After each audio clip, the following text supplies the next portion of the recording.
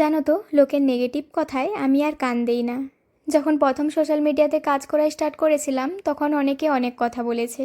লোকের কথা না হয় বাদই দিলাম, অনেক আপন মানুষজনও কিন্তু পেছনে কাঠি করতে ছাড়েনি। আমার লাইফস্টাইল, আমার খাওয়া দাওয়া, ঘোরাফেরা, পোশাক আশাক সব কিছু নিয়েই কিন্তু আমাকে অনেক কথা হজম করতে হয়েছে। অনেকে বলেছে পাগল নাকি, সোশ্যাল মিডিয়াতে কাজ করে কি কিছু হয়? তবে কেন জানি না আমার মনটা বলতো একদিন আমি ঠিক পারবো। তখন যদি আমি এই নেগেটিভ কথাগুলো শুনে থেমে যেতাম তাহলে হয়তো এখান পর্যন্ত আসতে পারতাম না। আমি কিন্তু এই নেগেটিভ কথাগুলো শুনে মোটেও দুঃখ করতাম না, বরং মোটিভেট হতাম। আরও ভালো কাজ করতে হবে, আমাকে আরও এগিয়ে যেতে হবে। তোমরা যারা প্রতিনিয়ত আমার ভিডিও দেখো তারা জানবে আমার ভিডিওতে কোনো দিন খারাপ কিছু দেখাইনি, আর দেখাবও না। আমার কাজকর্ম, প্রতিভা, ব্যাস এইটুকুই ভিডিওতে থাকবে। আর সেটাও যদি কিছু কিছু মানুষের সহ্য না হয় তাহলে দুই একটা নেগেটিভ কমেন্ট করবে, তবে আমার কিছু যায় আসে না, আমি আমার মতো করে কাজ করে যাব।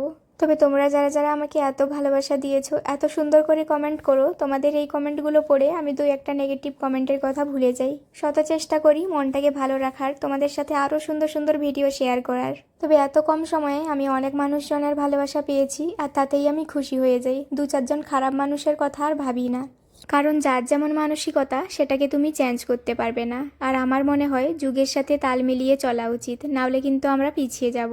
এই কথাগুলো বলার কারণ হচ্ছে, যারা নতুন ক্রিয়েটার তোমরা একটু সাহস পাও, মানুষের নেগেটিভ কথার ভয়ে পিছিয়ে থেকো না। আজকে দুপুরে আমি মাশরুম রান্না করছি, চলো মাশরুমের সুন্দর একটা রেসিপি তোমাদের সাথে শেয়ার করি। ময়দা জলে মাশরুমগুলোকে সুন্দর করে ধুয়ে নিয়েছি, এরপরে টুকরো করে কেটে নিচ্ছি। এখন আমি নিয়েছি পেঁয়াজের বেরেস্তা, মানে পেঁয়াজগুলোকে ভেজে নিয়েছি আর কি। এখন এই ভাজা পেঁয়াজগুলোকে বেটে মাশরুমের মধ্যে দিয়ে দেব।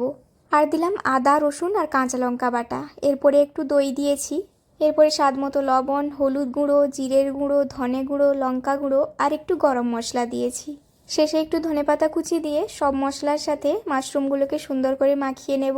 এরপরে তেলের মধ্যে গোটা জিরে, এলাচ, লবঙ্গ, দারচিনি, তেজপাতা ভেজে মশলা মাখানো মাশরুমগুলোকে দিয়ে দেব।